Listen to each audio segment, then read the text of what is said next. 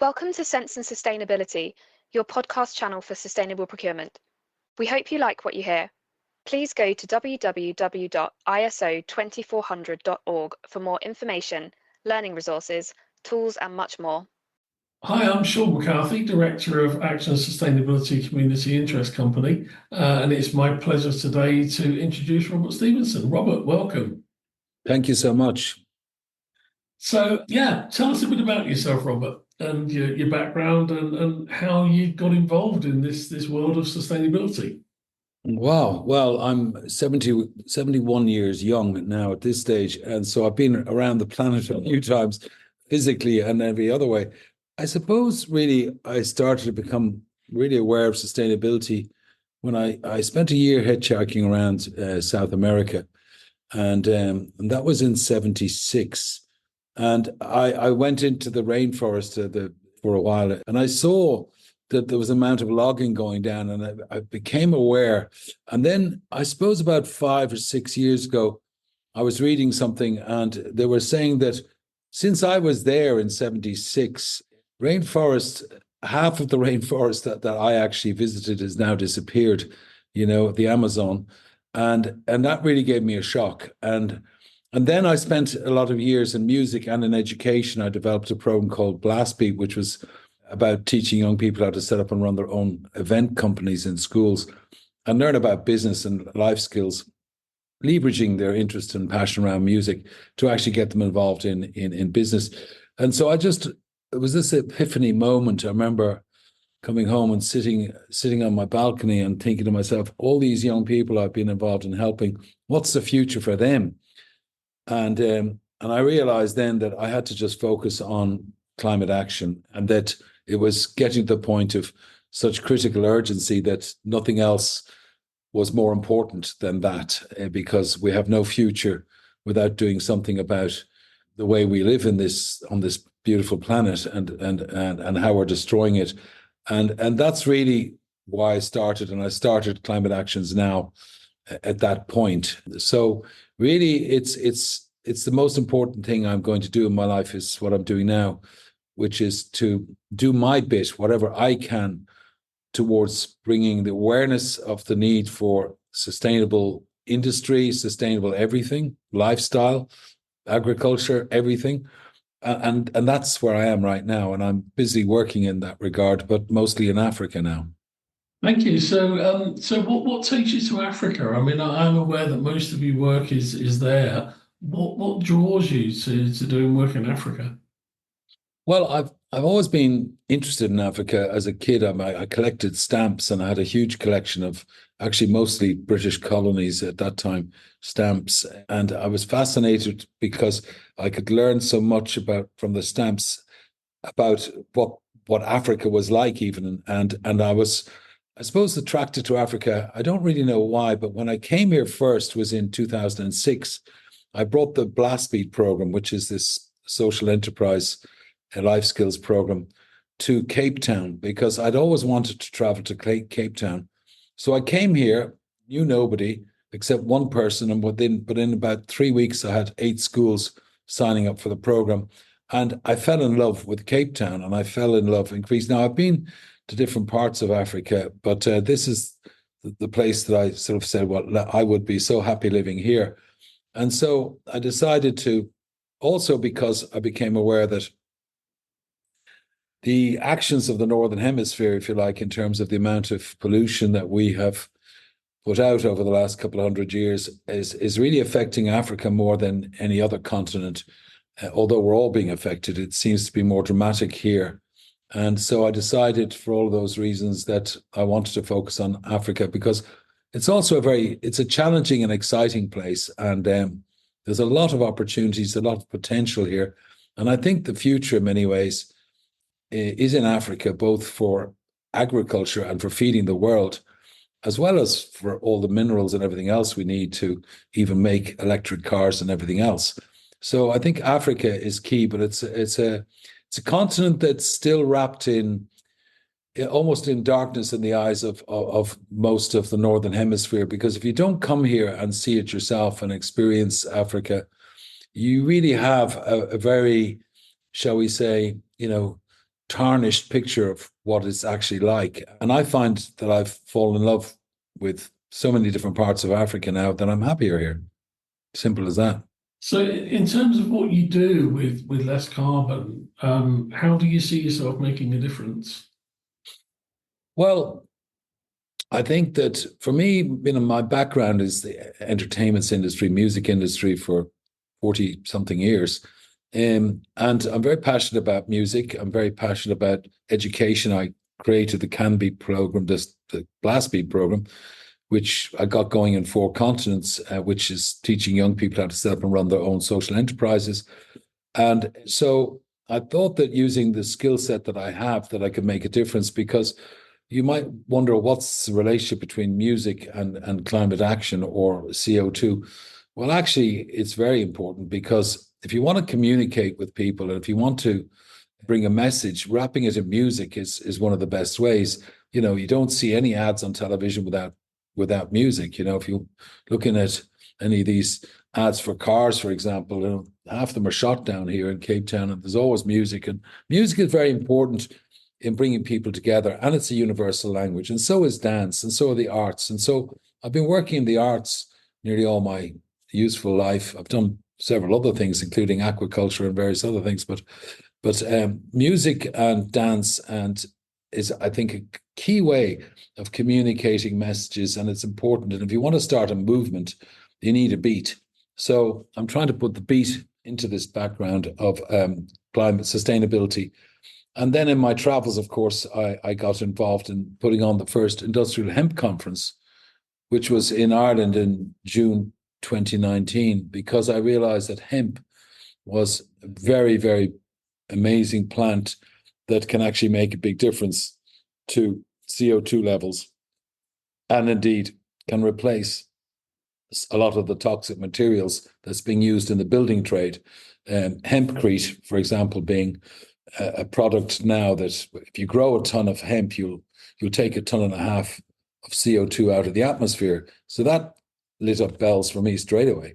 I said, wow, so there's a crop here that can be grown in abundance all around the world, and particularly in Africa and particularly in equatorial regions, because you can grow 3 crops a year.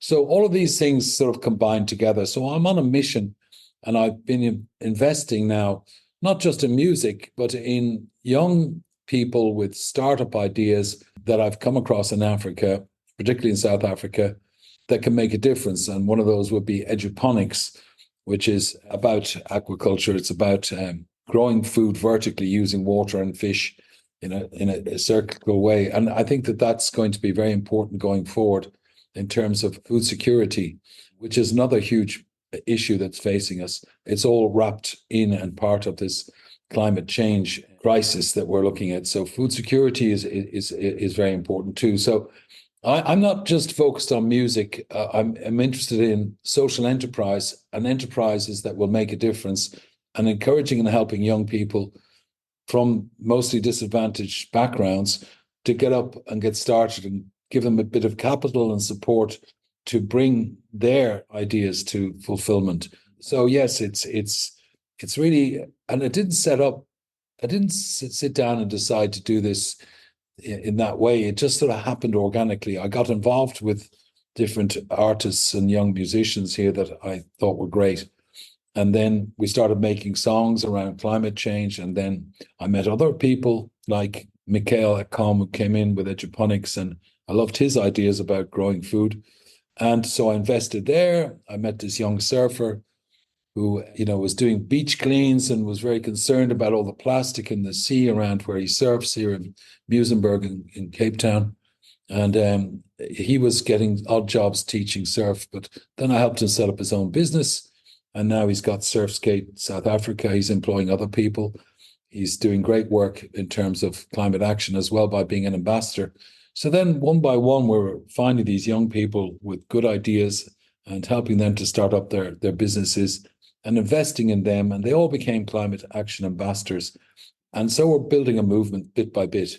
So at the moment, we're involved in music. We're involved in things like there's, shall we say, the Cape Flats here is a notorious and very underprivileged part of Cape Town where there's a lot of gangs and there's a lot of poverty. So now we're growing vegetables there, and the kids are growing vegetables. We're showing them how. So it's quite a diverse. It's really community based, and it's about empowering young people and giving them the tools they need to be successful, and all of them with an awareness and an idea about that they want to make a difference around reducing pollution, reducing greenhouse gases, getting involved in a business that will actually promote the cause, using music to promote the cause, or dance, or indeed do something about it like aquaponics. That's about it, really. So yes, an aggregator of young social entrepreneurs who have got a mission around the green economy, or promoting the green economy. Does that make sense? So music and arts for you is kind of the hook to get people involved in the green economy. Well, yes, it is, because again, it's the universal language. So, we have a lot of music to offer anybody out there who is on the same mission. We've got music that can use copyright free that would be very suitable for some of the videos they're making, some of the appeals they're making, some of what they're doing. Yeah, so it's a range of things like that, but also it's to help these young people have a sustainable income and to influence other people to do the same and to get involved in the green economy. Yeah, I like the idea of what you were saying about creating a movement. It's getting some people involved that get other people involved, and then you build from there. Yeah, well, I mean, the best way to do that, in my opinion, is using music, sport, and social media and video games.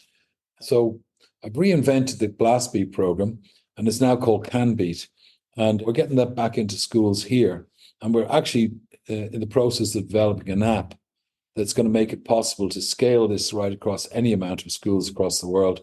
And if you get young people in schools during their transition year, which is a thing that happens in Europe, not so much in the UK, unfortunately, but it's a year when the students, usually around age 15, 16, get an extra year where they set up their own little business, or they go on trips, and they go on journeys to different parts of the UK or their own country, and maybe visit other countries, take on projects around climate action, et cetera, et cetera. So targeting into those students, they're the future, and bringing a program into them where they can set up and run their own events, be it music or sport or both, learn how to set up a business, but 25% of the profit from their event that they put on will go to putting a solar panel on the roof of their school, or starting a vegetable garden, or planting trees, or whatever else they decide to do. So it's really about bringing awareness to young people, and also giving them something real and practical they can do to make a difference. Because I'm very aware from talking to young people that there's a lot of depression coming around now. I think there's various terms that have been attached to it, this sort of anxiety around climate, and that young people feel they can't do anything because it's in the hands of governments and businesses. And I suppose the Greta movement is a perfect example of that. I mean, she started something that was quite amazing at the time. It seems to have sort of petered out a bit now, unfortunately, but there's a lot of people around the world, particularly young people, who really want to see a change, want to make a difference, but don't know how. And at least if we can go into them with a program that they can then learn how to set up and run their own events, and learn about business, and learn about what they can do. So it's called Can Beat, Climate Actions Now Beat, which is we can do it, I can do it, you can do it, we can make a difference. So the word can is quite a handy word in that regard, to actually show what the solutions are, where we can take something and bring it somewhere else. And starting a movement, I think, is the most important thing. So if we can link, which we can now online, we can link people all over the world. We can do it for next to nothing. And we can bring pressure to bear on corporations, on governments, is to make the necessary changes and an investment that's needed for us to succeed to develop a green economy. And if we don't do that, we're literally signing our own suicide warrant, or we're literally killing our futures and these kids in the process. So I think there's a huge moral responsibility for people to act, but they don't know how to act. But at least you give something to these young people, then it brings them together. And then out of that, green economy businesses can grow. And that's the wish and that's the hope. But also have fun in the process. There's a lot of doom and gloom around, which is very understandable. And, half the time I throw my hands across my face and wonder, is it all too late? And the answer is we don't know, but all we can do is try. And by trying, at least we'll move it some way towards a better future. And that's all I can think of doing, really, is just trying to do my bit. I can't change the world, but I can at least throw out something that might make an impact on a global level, bringing people together, using music and social enterprise to do that. And that's, I suppose, the big dream. And I think that within 5 years from now, we actually can bring a lot of people together and will make a difference. And that's my wish, my dying wish, really, is that. Brilliant. Thanks very much, Robert. You mentioned big companies, governments, etc., and what they can do. A lot of people in our audience are procurement professionals, sustainability professionals, often in larger businesses. So you talked about this engagement, creating social enterprises, etc. But what is it that people from larger businesses or government organizations can do to support this? What would your advice be to them? Well, to get honest about it and sincere about it, there's an amount of greenwashing, or now sports washing, if you look at the Olympics, that goes on, which really isn't very honest. And, I think we've got to stop playing games with our heads, with the people we work with, and realize that this is now, it's not a joke. This is not a game. This is life or death stuff. And I think the corporations and governments need to be a lot more honest with themselves internally and then with the public. And this, a lot of them aren't doing.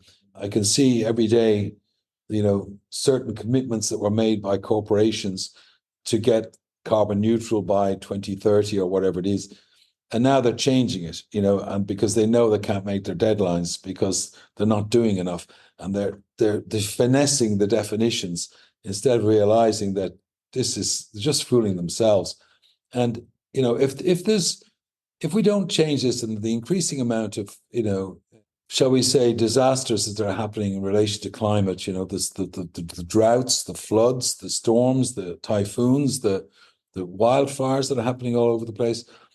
This is a new phenomena. We all know that, but you're not going to, if that continues and the amount, and farmers lose some or all of their crop, then how are we going to feed people? And when you don't, don't know who it was that said, I think it was a French philosopher of the 1700s that said, we're only 3 meals away from anarchy. And that's the truth, is, all of these corporations aren't going to have any customers to buy their products if there's going to be riots and civil commotion in the streets because people don't have enough to eat and they can't afford to live, or that they are starving. Then that means that society becomes completely disrupted and all of the corporations are going to suffer. Everybody's going to suffer. So they've got to really wake up and be honest. And that's what they're not being. So my message is wake up, be honest. Actually, on that score, we made a great video, which, I'd love to play you. It's Oh Environment, that these children in Uganda, they wrote this poem for me because they knew I was coming up to visit the school. And I'd been there before and recorded them dancing and singing, and they wrote this poem called Oh Environment. And I was so moved by this poem that we made a video out of it. But they're saying things like, it's coming from the mouths of these children on the top of a mountain overlooking the rainforest, the Buwindi rainforest. And they're sort of saying, protect your animals, do not cut down trees, educate yourself, and wake up. They're saying, wake up. And so maybe we could throw that video into this. Do send it over, Robert. Yeah, we'd love to show it. I think it's very moving, but it's also very beautiful in many ways. And that's the advice from these children. I think we should listen to their advice. And I think that young people don't have much of a voice, but the future is more theirs. They should have a bigger voice than anybody else, but it's been suppressed and minimized. And now, even in the UK, the way they're arresting protesters and I believe denying them their civil liberties and rights, the corporations are putting pressure and people are putting pressure on government to come down hard on people who protest around the issues of climate change that the governments and corporations are not dealing with. So I think it's all going in the wrong direction at the moment. And I'm fearful for the future, and I'm fearful for democracy, to be honest. I like your point about honesty, because now it's very trendy to have green stuff in your advertising, your marketing. It's become a thing, but as you say, a lot of it is really not very honest at all. It is just marketing, eco bling. Exactly, and it's just like when those people who are working in those companies, corporations, oil companies, indeed. Do they not have children? Do they not go back to their families? And I mean, I don't get it.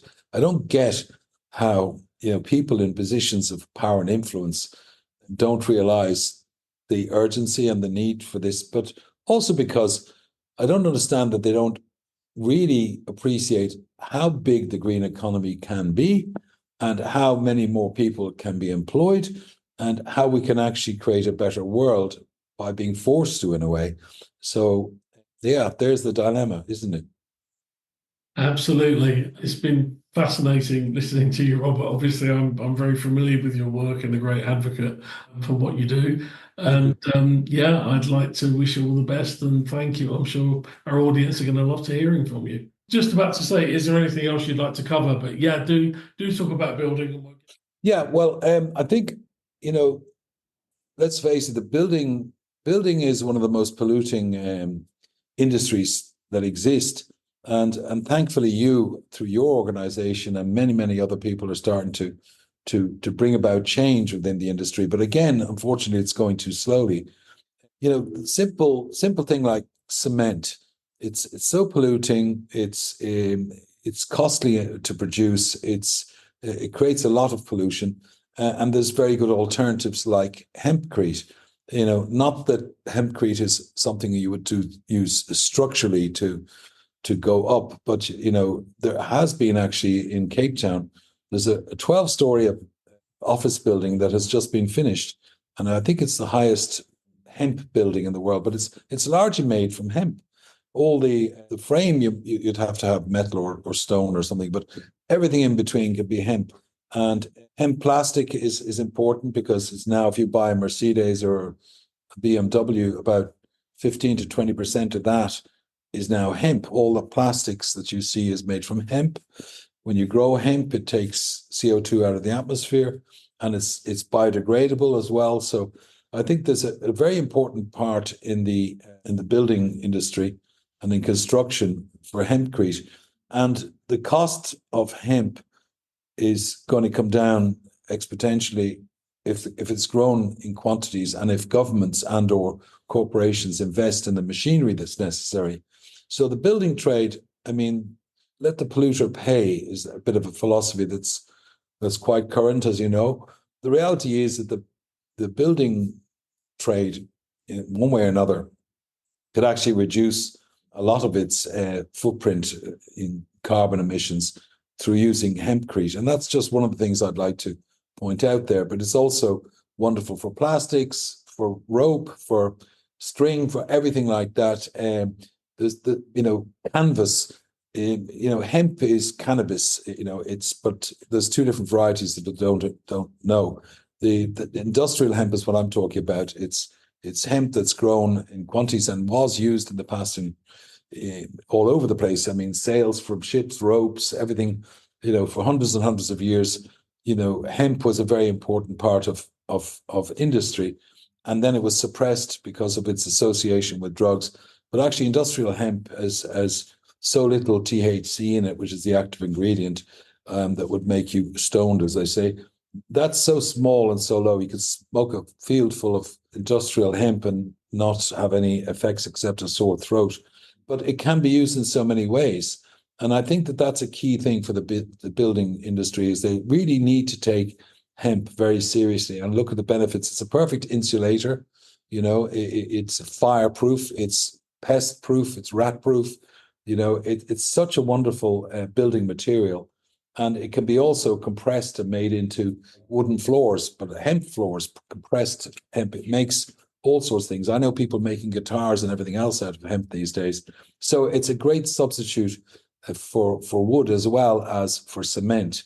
And so that would be the thing I would do. I really appeal to the building industry in all of its facets to get serious about that. And it can create so many jobs. I mean, listening on the radio here, the unemployment rate in South Africa is officially 32.5% as of yesterday. Now, the reality is it's a lot more than that in certain areas. It's up to 80% with young people in townships in South Africa.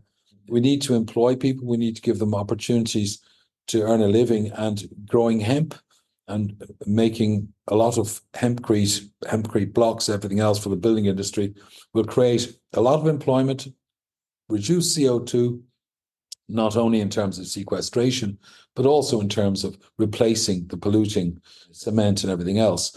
So, yeah, I think that I think that the building industry seems to be going the right direction, but too slowly.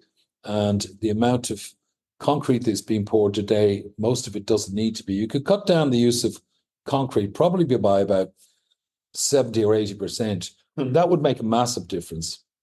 And also farming. Farming is another very polluting industry. But again, if we moved away from livestock and moved towards plants, and we grew hemp more, you could feed your cattle on hemp as well. So yeah, hemp is an important thing, but education is the last thing. So, and that's what ISO 2400 is about. It's about education, really. And so what you're doing is key, because you're educating an entire industry as to how to go about their business in a better way financially at the end of the day, because they're going to save money by reducing their carbon footprint, and they're going to be taxed for the carbon if they don't. So that's the reality. It's a huge industry, but I suppose one of the problems in the building trade is, how do you engage young people? I mean, a lot of people now aren't looking at the building industry as a career opportunity, because they just see, digging holes and navies and all the type of idea that people have in their heads about the building industry. So what's so key is that you're now educating people as to the huge variety and challenges and interest that there is in the building industry. So I think getting programs like CanBeat into schools and associating with building companies to actually have their presence in schools across any country, Ireland, UK, immediately could be done, and getting them to actually use their presence in schools to show young people that there's a fantastic opportunity in the building industry, and that it's not just about digging holes and mixing cement. On the contrary, it's everything else, but people aren't aware of that. And I think that that's a problem for the building industry and for the farming industry. The average age of farmers in Ireland now is 65. It's a similar problem here in South Africa, it's similar in the UK. So where's the food going to come from in 10 years' time? And where are the recruits going to come from to actually build the buildings and the roads and the infrastructure that we need? They're the big questions I have. So I think the building industry needs to be a little bit more innovative about how it actually gets its message across. My advice would be get into schools, with a program like CanBeat, talk to young people, inform them, educate them, and excite them, and get them involved. And then I think we have a bright future. So to finish, I'm positive about the future because I see the energy of young people wanting to make a change. And the mistake we're making is we're not giving them the opportunities. Governments are making it harder and harder to start, to make a change. For example, hemp, the legislation around hemp is all over the place around the world. It shouldn't be. It should be sorted out right now. Should be growing lots of hemp, making hempcrete, all of these other things. The education needs to, and personally, I think the education systems that we have are very faulty. They're not fit for purpose anymore. I think they're sort of really invented in around Victorian, pre-Victorian times towards an industrial age where you wanted people to fit into boxes and to work on assembly lines. Those days are gone. And now we're in a different age. We're in the information age. We're in the technology age. We're in the age of AI. I mean, this is game changing completely. And but our education systems are not fit for purpose. It's really geared towards getting kids to go from second to third level, but a lot of the kids don't necessarily want to do that, and we're not giving them better alternatives. But also, we're not really giving the education in schools they need about what's coming down the track, which is the effects of climate change and the opportunities that might be in the green economy. And I would appeal to anybody out there who's interested is to check out what we're doing with climateactionsnow.org, and we also have a music label. And the program we have, Can Beat, we want to get that into schools. We want to educate young people, happy to work with the building industry to help them recruit good young people who want to have a really exciting career in the building industry if they knew about it. I'll leave it at that. Yeah, thanks very much, Robert. The building industry is very risk averse and quite traditional. And as you quite rightly say, there's a burning platform now. It's got to change. Because those skill shortages in building and in agriculture will come to bite us unless the industry changes. It needs to change, and quickly. So yeah, that's a really good message to close on. So thank you very much for your time and contribution. So I'm sure our audience are going to love what they hear from you. Thank you. Thank you so much. Cheers. Thank you for listening to our podcast on Sense and Sustainability. Please listen out for more episodes. For more information, learning resources, tools, and much more content on sustainable procurement, go to www.iso2400.org.